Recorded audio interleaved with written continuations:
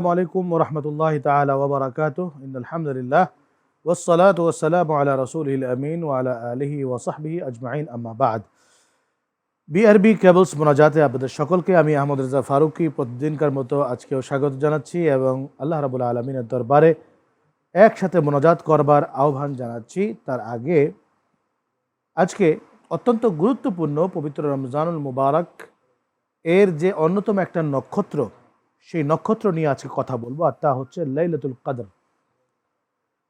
আল্লাহ রাব্বুল আলামিন এই লাইলাতুল কদরটাকে এতটাই গুরুত্বপূর্ণ করেছেন, এর পেছনে যে কারণটি হচ্ছে আর তা হচ্ছে হযরতে মুসা আলাইহিস সালাতু ওয়াস সালামের জামানায় তারা শত শত বছর হায়াত পেতেন, ইবাদত করবার অফুরন্ত সময় তাদের হাতে ছিল। এই চিন্তায় যখন রসুল পাক সাল্লাল্লাহু আলাইহি ওয়া আলিহি ওয়াসাল্লাম আল্লাহ রাব্বুল আলামিনের দরবারে ফরিয়াদ জানালেন যে হে আল্লাহ, আমার যে উম্মত তাদের তো হায়াত অত্যন্ত কম, কেউ 50 বছর, কেউ 60 বছর, বড় জোর গেলে 90-100 বছর বাঁচবে।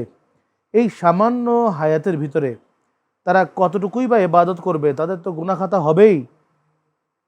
আর সেই ইবাদত এবং গুনাহ দুটো যদি কম্পেয়ার করা হয় তাহলে দেখা যাবে যে সারাটা জীবন তাদের গুনাহই রয়েছে, ইবাদত কখন তারা করবে।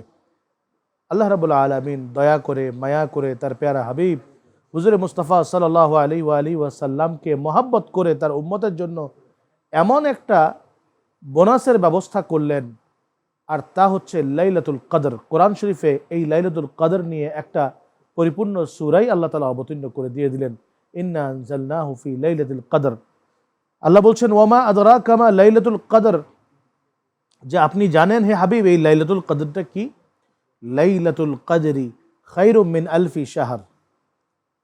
সেই মুসা নবীর উম্মতরা সারা জীবন ইবাদত করে যেই সওয়াব, যেই নেকি তারা কামাইতে না পারত, আপনার উম্মতকে আমি একটা সুযোগ দিয়ে দিচ্ছি যে আজকের এই রাতকে তারা যদি ধরতে পারে, লাইলাতুল কদরের রাতকে তারা যদি পাইতে পারে, সেই রাতের ইবাদত তারা যদি করতে পারে, আমি আল্লাহ তাআলা ঘোষণা দিয়ে দিলাম তার এই এক রাতের ইবাদত 1000 মাসের ইবাদত থেকে উত্তম হবে। বলেন সুবহানাল্লাহ। সুতরাং আসুন আমরা এই পবিত্র রজনীতে মহান আল্লাহ রাব্বুল আলামিনের দরবারে মোনাজাত করব। একটু পরে ইফতার হবে, ইফতারের সময়ের পর থেকেই এই রজনী শুরু হয়ে যাবে। তো আসুন আল্লাহ তাআলার আমরা মোনাজাত করি। আল্লাহুম্মা আমিন। রব্বানা আতিনা ফিদ দুনিয়া হাসানাতাও ওয়া ফিল আখিরাতি হাসানাতাও ওয়া কিনা আযাবান নার। ইয়া রাব্বাল আলামিন, আজকের এই মহিমান্বিত রজনীতে একটু পরেই শুরু হয়ে যাবে, তোমার রহমতের দরজা খুলে যাবে। রাব্বুল আলামিন, লাইলাতুল কদর শুরু হয়ে যাবে।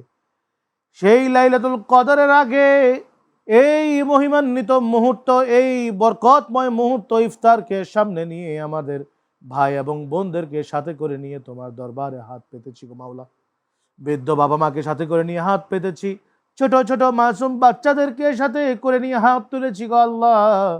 রব্বুল আলামিন, দয়া করে এই লাইলাতুল কদর রজনীকে আল্লাহ আমাদেরকে পাওয়ার তৌফিক দান করে দাও।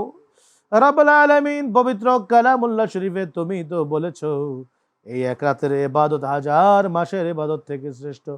রব্বুল আলামিন, দয়া করে আল্লাহ আমরা যেন মাহরুম না হয়ে যাই, এই পবিত্র লাইলাতুল কদরের সওয়াব যেন আমরা পাই, সেই তৌফিক আল্লাহ তুমি দান করে দাও।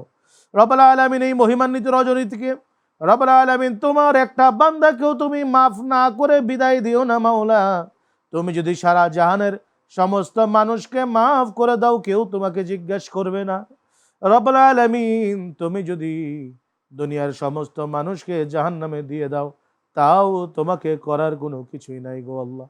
রব্বুল আলামিন, তুমি তো রহমান, তুমি তো রহিম, তুমি তো গফফার। দয়া করে এই রজনীতে আল্লাহ গো আমাদের সবাইকে আল্লাহ তুমি মাফ করে দাও, আমাদের জিন্দেগির সমস্ত গুনাহ মাফ করে দাও। এই রমজানুল মুবারকের প্রত্যেকটা রোজাকে আল্লাহ তুমি কবুল করে নাও।